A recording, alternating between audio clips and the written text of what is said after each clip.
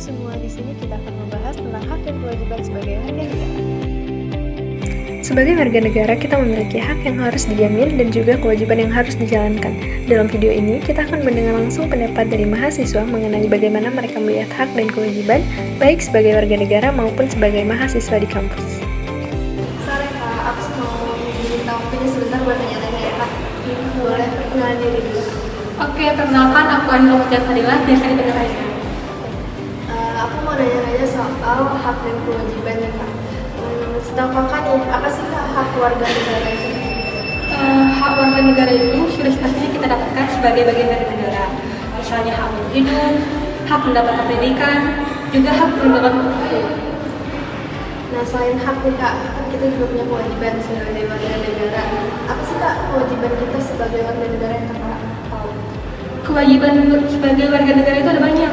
Contohnya menaati hukum, membayar pajak, juga menjaga lingkungan sekitar.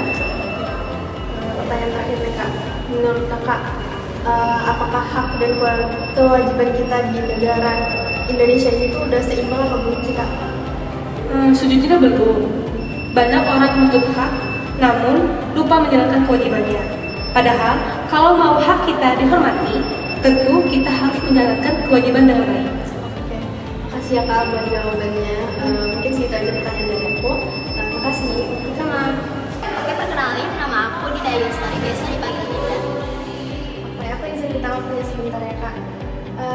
Aku mau tanya-tanya soal hak dan kewajiban kita. Kita kan kuliah nih. Menurut Kakak apa sih hak yang dimiliki oleh seorang mahasiswa? Kalau menurut aku sih, kita sebagai mahasiswa tuh punya hak ya untuk mendapatkan pendidikan yang layak, terus menggunakan fasilitas kampus, terus nyampein pendapat, terus ini sih ikut organisasi mahasiswa juga. Selain hak nih Kak, kita juga pasti punya kewajiban sebagai seorang mahasiswa. Menurut Kakak, apa sih kewajiban kita sebagai seorang mahasiswa? Menurut aku kewajiban kita sebagai mahasiswa itu yang pertama pastinya belajar dengan baik ya, terus menjaga fasilitas kampus, terus menaati peraturan kampus, terus berperilaku baik gitu kepada dosen atau sesama mahasiswa. Ini pertanyaan terakhir nih Kak.